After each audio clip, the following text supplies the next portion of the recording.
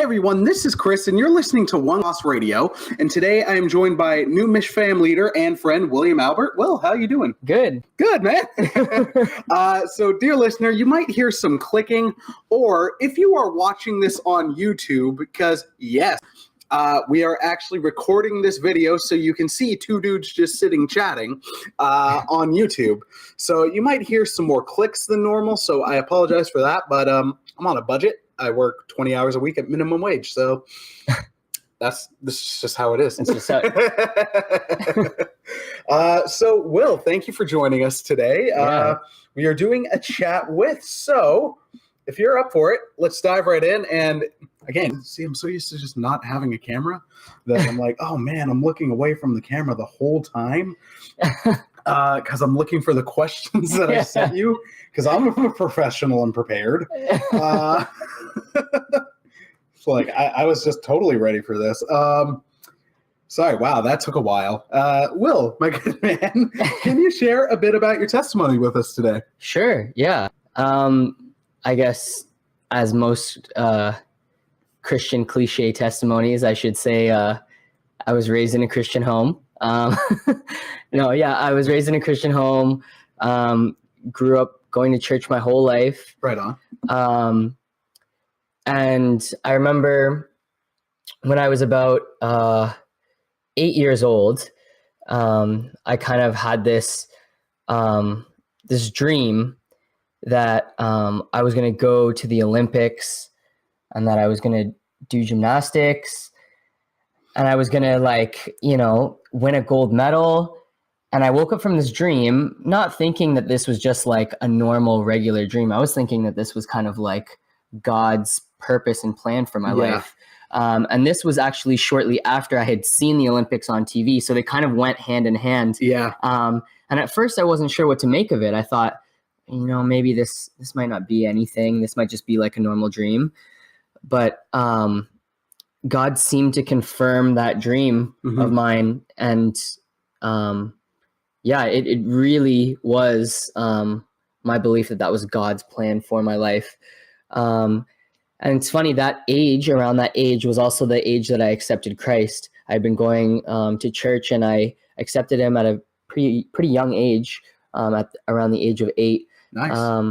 I just understood what it meant to be a follower of Christ. I kind of understood what Christ had done for me. And I didn't feel like it was my parents kind of being like, you should do this. This is a good thing. It was kind of like my own choice. Your faith was your own. You weren't just inheriting your parents. Yeah, exactly. Yeah. And I guess I'll touch on that a little bit later, but I think that my faith journey, I had a lot of growing to do from the first time that you say those words of, God, I want you to be my Lord and Savior. I want to follow after you. There's a long road that comes after that, right? Like it's not, it's not just Jesus.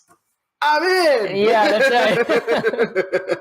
Although it can feel like that at sometimes, like, where people present it to you as, all you do is say this prayer and you're in. Yeah. But then, there's the flip side of it too, right? Of living the life. Exactly. And I wouldn't ever say, like, if you've said the prayer, that doesn't mean you're not saved, but that doesn't mean you've grown since. Like there's the long road, the ongoing, beautifully painful sanctification process that doesn't ever really seem to end. Yeah. So continue. No, it was great. Continuing off of that, I really felt like, I had a plan, I had a purpose, I had a vision, and, I had accepted Christ. And so just kind of fast forwarding a little bit, I remember I went to a junior high convention when I was probably about 13. So like right around the time that I was starting high school.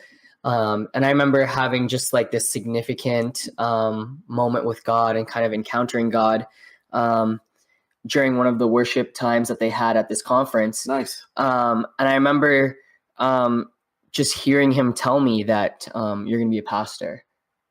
And I was like, I'm going to be a pastor. I was like, I don't want to be a pastor. I want to be like a, Gold medalist. I want to be I want to be a gold medalist. Cause let's be honest, a gold medalist is way cooler than a pastor. Or silver medalist or bronze, not knocking y'all. Yeah, that's right. That's right. Any medalist in my mind was cooler than being a pastor. Well, and when was this, if you don't mind me asking? Like, this was when I was 13. So, or like early 90s, or I actually don't know how old you are. Yeah, I'm 27. Oh, wow, so, I'm older than you. Okay. Yeah, I'm 27, yeah. So this was like probably early 2000s. So at that point, the only like cool pastor was like Billy Graham. Yeah. There hadn't been the celebrity pastor culture that's evolved since 2000, where you had your Mark Driscolls, who's not as cool now. Yeah. Still like the dude, but let's just, or the Chandlers, or the large, like, man, they're awesome. The Stephen Furticks of the world and those types of people. Yeah, for sure. Yeah, it was definitely a different time as far as maybe the mega church. Yeah. Single leader type model. I'm assuming it had been around, but it wasn't as prominent, especially with social media now, and just the way that things are able to be transferable across different networks. I was just gonna say podcasts and online. Like, we're doing YouTube for the first time. Like, friggin', I remember first time I found YouTube, and it was like, okay, I want to watch funny cat videos or music videos, right? But now pastor clips and pastors you never meet, never hear of. So yeah, it's quite a cool way to get the word across and get the message across. But yeah, that definitely wasn't it wasn't around when I was so back then it was still definitely like gold medalist is much cooler. Yeah. And I mean, I think there was also some of my own like selfish ambition and pride. I mean, I was only a teenager, so those things go hand in hand. Just not really fully understanding what God meant by that, and also what that would look like. And so I kind of kept it in my mind. It wasn't like I dismissed it, but I also kind of was like, I'll kind of put that on the back burner, but it's not really at the forefront. I've got, I felt like I had a clear picture of what at least God wanted me to do for the foreseeable future while I was still young. And so I was training, pretty much full time while I was going to high school. And I mean, ever since I was roughly about 13, 14, I was training 24 hours a week. And I did that for the majority of my life until I retired from gymnastics a few years ago. But I was training full time and I was committed. And I remember right before I went to university, I had qualified for the World Championships through just working my way up the ranks. And I also competed for, this is a little bit more of a backstory, but I was born in Trinidad and Tobago. I like backstories, man. Yeah. So I was born in Trinidad and Tobago. Right. And that was where I was born. And then my family and I migrated to Canada when I was 2.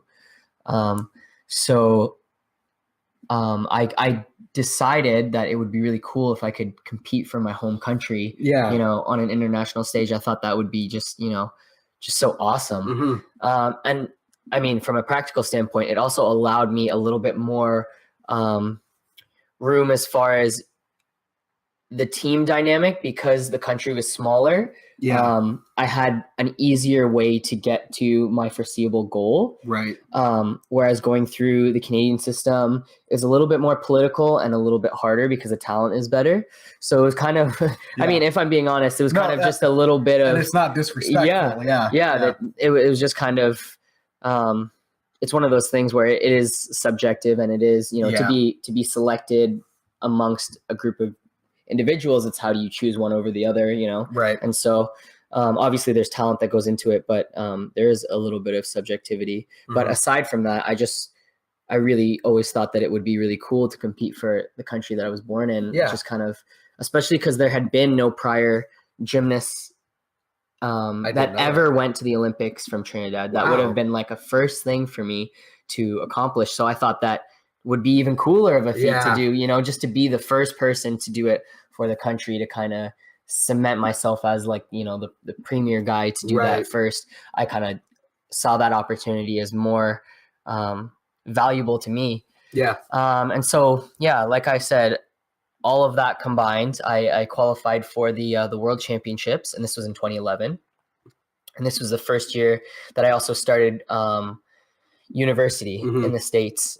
So simultaneously, because I was so advanced in the gymnastics, I got a scholarship to go to the University of Iowa and compete. That's awesome. And train down there. So it kind of worked well because I was able to keep my goals of being an Olympic hopeful, but then also kind of work towards getting an education and think about things after, sports was over, because I think I was definitely cognizant of that reality that, sports doesn't always pan out and it doesn't always last, right? Yeah. Like your body can only handle so much. Sports is a young man's game. Yeah, really. And especially certain ones that take more of that toll.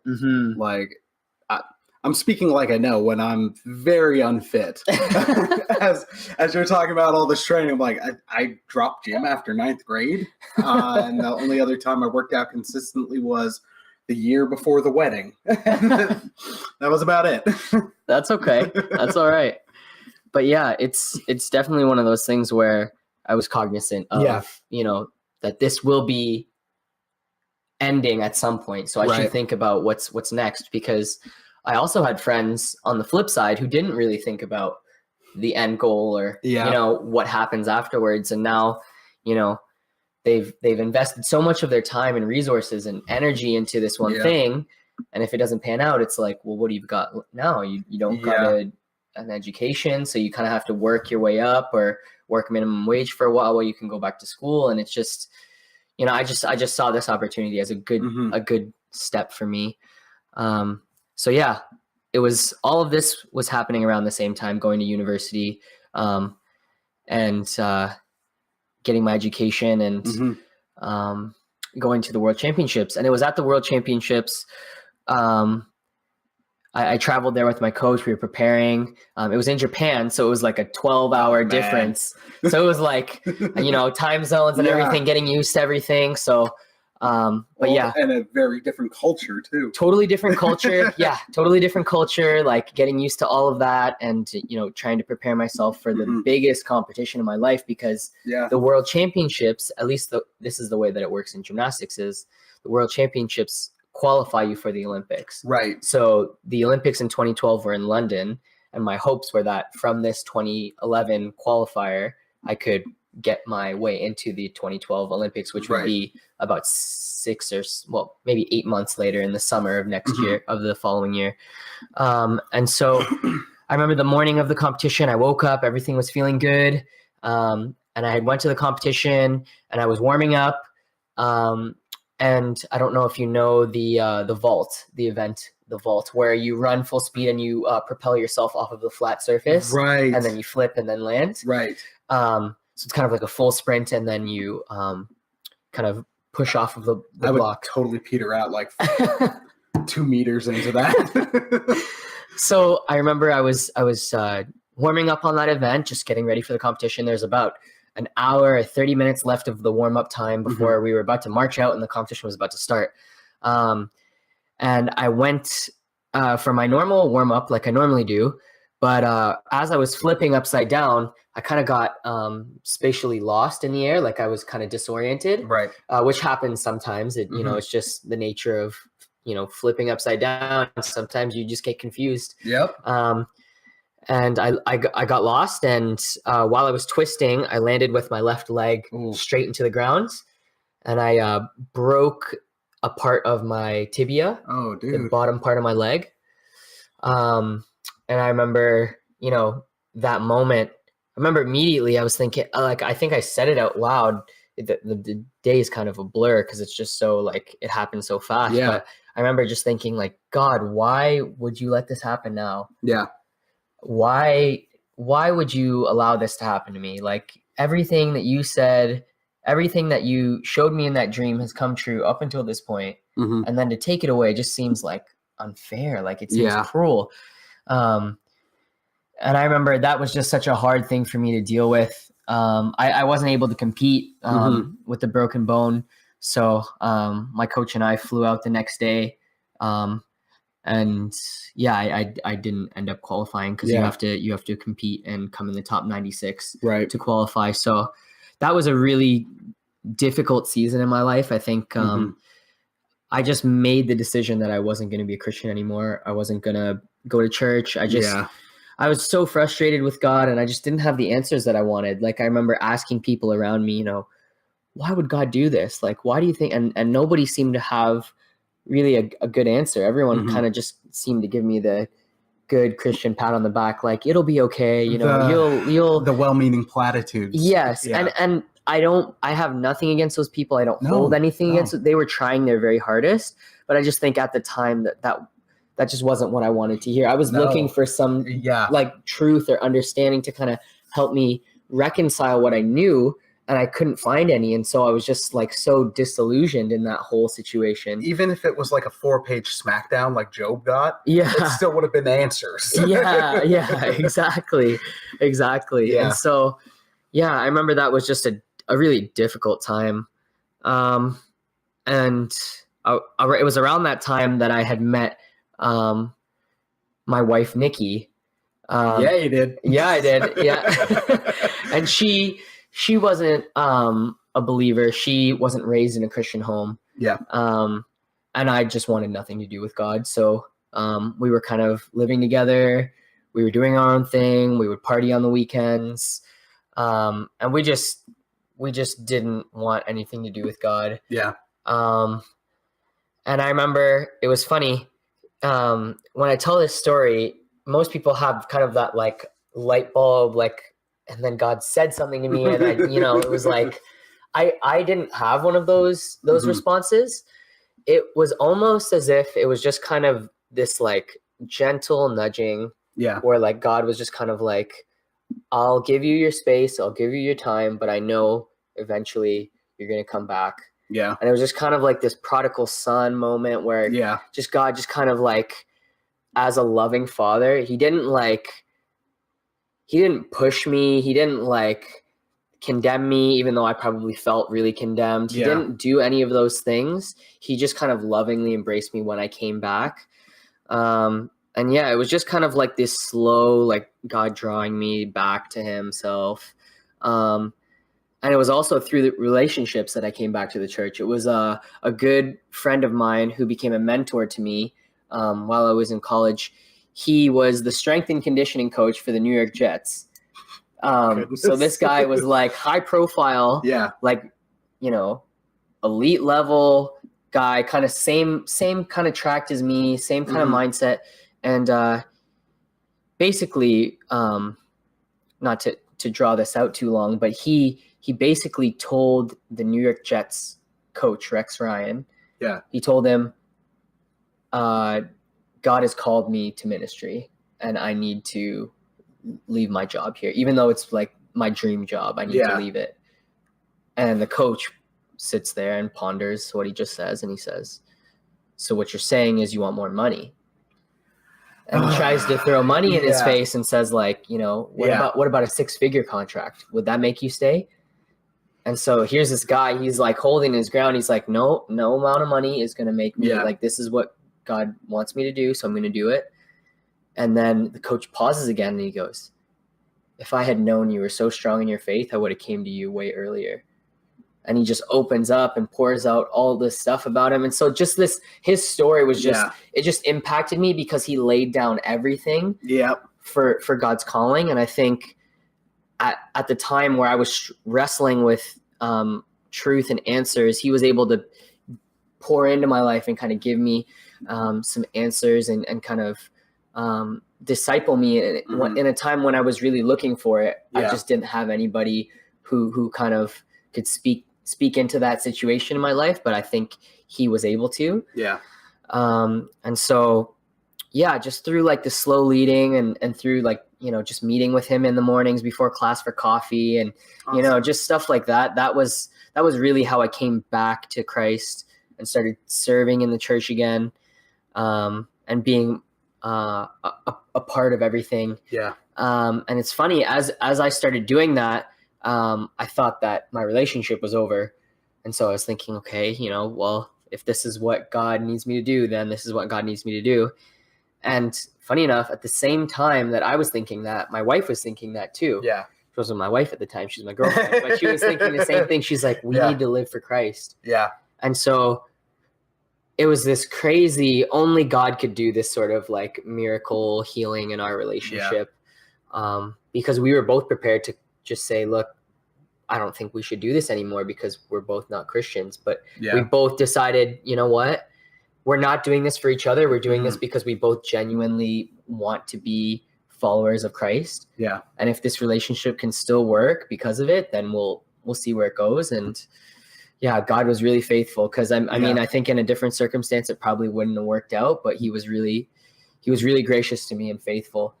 Awesome. And so, yeah, just the last little bit was just after I graduated from university, and I kind of retired and finished up my gymnastics career, I was kind of left of thinking, okay, what's next? Mm-hmm. And around that time, I remember I was praying and kind of trying to ask God, what's next? Like, what's next? And I remember having that thought and that dream about the time where I went to that conference. Yeah. Which And conference was it? it was Lakeshore Pentecostal Camp. Okay. Yeah, it's out in Coburg. Oh, okay. Coburg. So I used to live in Scarborough and Ajax area. So I used to be. I didn't know you were from Toronto. I was Yeah. an East York boy. Oh, okay. So we have that connection. Okay, yeah. Yeah. So I was over out on that, and Right, before I moved out to Burlington and then Hamilton. Right. Yeah. So I was more east, but yeah, I used You were to. Easter than East York. Yeah, that's right. Yeah. Yeah. So I used to be over there, and the church that I went to, Mm-hmm. that was their closest like camp Right. conference for junior highs, and so our church would promote it, and they would say, if you want to do something over the summer, it's a great camp, you should go check it out. So yeah, but I remembered. Oh, yeah, we're good. We're good. Okay, Sorry. okay. I thought it wasn't recording. I was Okay. like, no. Okay, good. We don't want that. We don't want No, that. Yeah. no. So I remember thinking about that dream and that kind of vision that God had gave me about, I want you to be a pastor. And I thought, maybe there's something more to this that I need to explore. And you know what? It was just it just felt right. I think it was something that I always knew and that I always wanted to do, but just gymnastics was in the way. And I think it became something that it wasn't meant to be. I started to idolize it, and I started to place that as, everything, success and, attaining goals. There's more to life than that. There's so much more. And so, yeah, at that time I applied to McMaster Divinity College in Hamilton. Yep. And I got accepted. And so I did my master's degree in theology, and then Nice. Yeah, that was a big step. Yeah. That was a huge step, but I think it was one that I was ready to take, and it also just confirmed in me like just this love for scripture and this passion for God that I had kind of forgotten about because of just so much time with sports and invested in that. It just really rekindled that. Yeah. And then, that was the beginning of this year was when I graduated. And then through connections, through MacDiv and through my parents going to St. Clair, I kind of got connected with Matt and Dave. And then good old Matt and Dave. Yeah, good old Matt and Dave. And then I got, through just relationships, I was able to, I don't know how, become an intern. Hey man, it's still great. So that was kind of my journey up until this point. But yeah, it was definitely a challenging road not without its setbacks, obviously. But I think there's something good and beautiful in those setbacks. As sucky as they are to live throughout the time, like the advantage of hindsight is you can actually look back and, Lord willing, he'll actually show you like, hey, look, this wasn't the plan, but here's what you can learn from and what you can take from it. And man, now you got a story that you can share with people. As you were sharing, I'm like, I think you're the first guest I've ever had who has been like beyond, I like to play ping pong or occasionally play baseball in the church league. Like, no one who's no offense to anyone, I guess I've loved them all. They're all awesome, but none of us have been like athletically inclined or anything like that, where I'm like, this is a whole different kind of story, but there's still something you can connect to and learn from it. So praise God. That's awesome. Yeah. Yeah. I'm glad that, if anything, my story can be an encouragement to someone else, like I think that's the most rewarding thing about sharing your story, is that at least it could be encouraging to someone who may not even be an athlete, but can see, share in the pain and kind of see the overcoming the obstacles and kind of like where I was and where I came to now. And just, I think that's awesome. So, yeah. Thank you for sharing, man. Yeah. During that awesome sharing, you also answered a bunch of the further questions, which actually, in a way, works great. Just because, dear listener, we are recording this right before our Mishfam, and we are expecting people in about 15 to 20 minutes. So, as I look at my phone, which, if you're watching on YouTube, you will see has a One Cross radio case, which you can find on our Redbubble store. Nice. Sorry, I just had to do the plug. Sorry, I'm just trying to find the right question. You've mentioned is this the first ministry you're involved in? No, so I've been involved in a few different ministries. So in the States, when I was going to school in the States, when my wife and I recommitted ourselves to the Lord and kind of we did that, we felt it just a drawing to kind of, we wanted more. We didn't want to just attend church. We wanted to kind of pour into other people's lives and kind of do what we're doing now, essentially, is kind of share our story and kind of, see if there's other young people in college who could kind of hear our story and maybe benefit from it or learn from it. So we decided to become discipleship group leaders at our church. So we were leading a small group, and we were doing like discipleship training, and that was really rewarding for us, especially working with college age students and just being able to pour into them, especially at a time where there's so much out there. Everyone's trying to draw, everything is trying to draw your attention. It's like friends and parties and alcohol and, and just like school and, who do you want to be when you grow up? Yeah, video games, like literally everything is pulling you in one direction or another. And so it's like, how do we break through to these kids who are trying to figure out who they want to be for the rest of their lives and kind of cement Christ as the center in all of that, so that they have this foundation that will be eternal, like that will never leave them. That will be kind of their source and their strength that will last them through the ups and the downs. And so I was a part of that. And my wife was a part of that as well. And that was just, that was really rewarding. So we did that for 2 years. Nice. And then we were also a part of a church, kind of in a similar context, working with young adults. And we were leaders at a church previously before we came to St. Clair for 2 years. And we were on the leadership team with the young adults, and we were kind of helping with worship, helping with various different things. And wait, so are you also musically gifted? Okay, so I wouldn't say musically gifted. I would say fake it till you make it. All right, fair enough. Yeah, it was one of those things. I didn't mention it, but around the time that I stopped gymnastics, I was kind of like, I get all this free time now. One thing you'll learn about me is that like I always have to have my hands to something. Like I'm very much like wired to be that way. Yeah. It's hard for me to like sit still and do. You got to be busy. I like to be,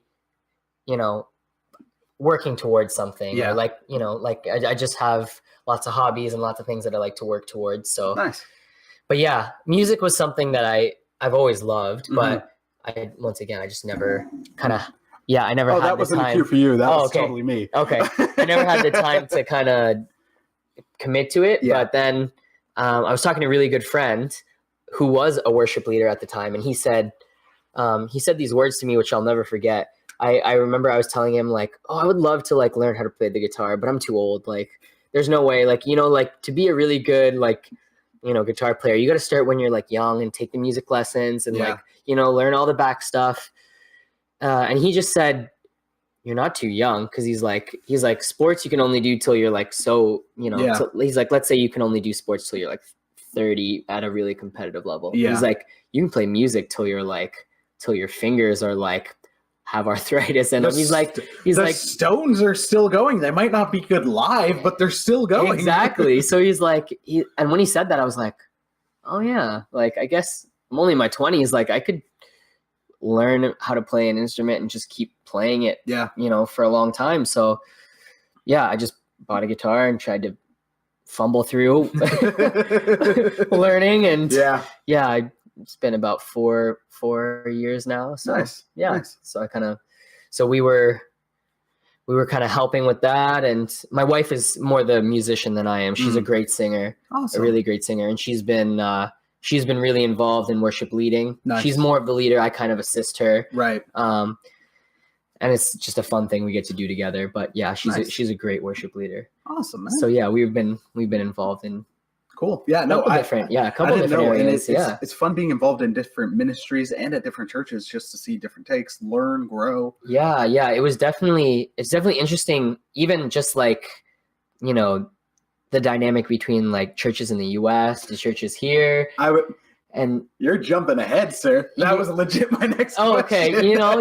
Just thinking about just the differences between, cultures, and we tend to generalize the West as like, Canada and the US, like, and the UK, kind of just this general like area. But even amidst that, there's differences, from Canada to the US, and just, when you really get into it, you start to realize the differences are much deeper rooted. Oh yeah. Yeah, it was quite interesting being a part of American culture. And this is kind of outside of the church, but just something that I kind of noticed was just like Canada is a very accepting and tolerant country of different religions, different races, different backgrounds. Whereas the US is very opinionated when it comes to certain issues about race and about, beliefs. Yeah. And so it was quite different in that sense, in that there was almost this palpable sense of tension between certain groups. Whereas that might have been something that I may not have noticed in Canada. Like I would have had a completely blind eye to it because that wouldn't have been on my radar. Well, but it came up more in the States, and I almost was taken like by surprise at it, because other people were familiar to it. Other people who had grown up there were like, oh, this is the norm. But to me, it was completely foreign. I was like, oh, this is strange. Well, like, and not like it justifies or saying bad about either of these places, but like growing up in Scarborough and Toronto's like hugely multicultural. Absolutely. Like I'm pretty sure at this point, like Asians are the majority, and there's nothing wrong with that. Yeah. But it's just the example of like, I guess that's why to me, even as a white person, when I come out to areas outside of Toronto, and I've lived out of Toronto now for about 3 or 4 years almost, and as I hear this stuff where it's like, oh, there's all this tension from white people, I'm like, what? Yeah. Just because I'm used to Toronto, where it was very multicultural, where it's like, absolutely, we weren't the majority of the classroom. Yeah. And then I guess going to a place like Iowa, I'm not knocking Iowa, but so far as I know, it's not a multicultural, like hugely multicultural place. So that would, I could only imagine. Yeah. I think it's, I don't know. I think Iowa, on the scale of like states, it's very, very, I wouldn't say they're very like aggressive or like, because they're more Midwest, they tend to be like tolerant. And the only aggressive thing I know that comes out of Iowa is Slipknot. I wouldn't recommend listening to them, but their music is quite angry. So yeah. But it was just kind of, that was kind of a difference for me that I kind of picked up on, and that I noticed was just kind of that underlying tension. Yeah. And I almost, I just felt like it was just a lot of like unresolved issues that kind of just got swept under the carpet. And then they just fester. And they just fester, right? Yeah. Like, because nobody, it's like you're walking on eggshells because nobody wants to deal with it because they know it's going to be difficult. Yeah. But it needs to be dealt with in order to fully be eradicated. But, you know, it seems like it's kind of a joined effort. And it'll take a lot of confessing and repentance in order for that a lot of grace. A lot of grace, yeah, in order to be healed. Because, I mean, even when you think about just the historical backgrounds of Canada and the US, vastly different, right? Like just the nature of the American Civil War, and kind of all of the things that took place during that time. There wasn't quite the Civil War in Canada to that degree. No. So it was like we take credit for burning down the White House, but let's also be honest, it was mostly the British people. Right. Until it's time to claim that historical fact, then it was us. But like, we still got great relations with Britain. They're right. The Queen's still on our money. Yeah.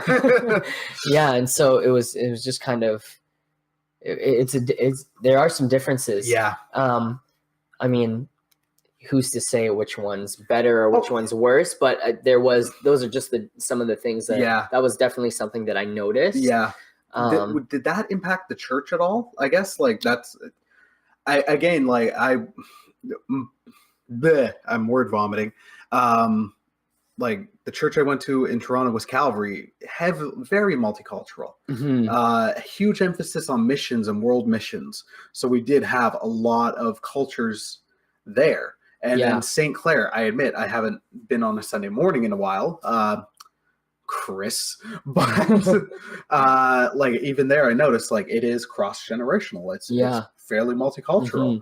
So yeah, I would say that I feel like it did leak into the church a little bit. I think I would be lying to say that it didn't. Yeah.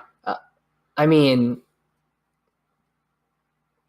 I think, it's one of those things where it's really difficult to maybe point a finger on like specific issues because I may not have been quite aware of them. Yeah. But I remember just maybe not so much racially, but politically too. Also, that was also a really just a difficult thing to kind of to deal with. Yeah. When I went to school, Obama was the president. Yeah. Just kind of this big tension, between hi puppy.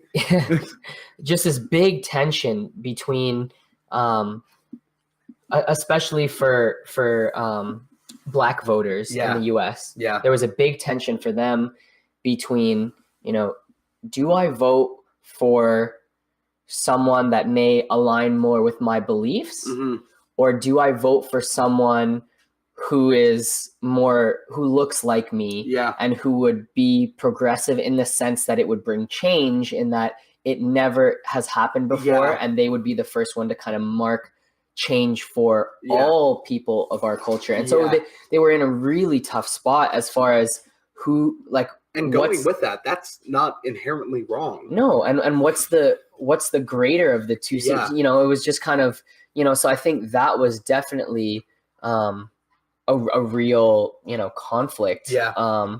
I don't think it showed itself too much in the church, but I knew some people who did have those kind of questions and concerns.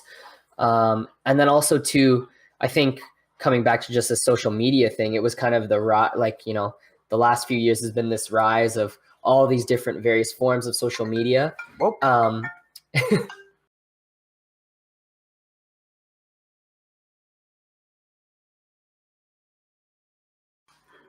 All right, sorry about that, dear listener. Just had to take a phone call. And that tension, I can only imagine. And then, heck, it even gets tense now with the thing I've noticed up in Canada, thankfully not at St. Clair, and also not at my former Church of Calvary, but politics. It's seeping into everything. And I've noticed in Canada, at least out of the stuff I noticed, that's where it's seeping in as well. Yeah. Where it's stuff I've talked about with my cousin Sam, who's from the UK. the amount of times I've heard like a conservative vote is a Christian vote, where it's like, Right. but that's a whole other kettle of fish, as the weird expression goes. Unfortunately, we do have to wrap this up, but like I just said, this will be dear listener, we're going to have Will back. We will have a part 2, because this has been great, and I feel like we could go for at least a couple hours. Yeah. But we got Mishfam in just a couple minutes, so Yeah. So I guess the final question I'll have for you today, because I'm going to ask you the other ones next time, is what would you say to someone thinking about pursuing a career? I know the other term is vocation, but pursuing a career / vocation in ministry. Yeah, I would say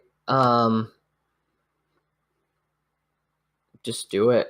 Yeah. I think if you have that call and that draw and that sense from the Lord that you should do it, I think the best thing that you can do is be obedient to him and kind of just, follow in the footsteps that he's kind of Awesome. guiding you towards, or the path that he's leading you towards.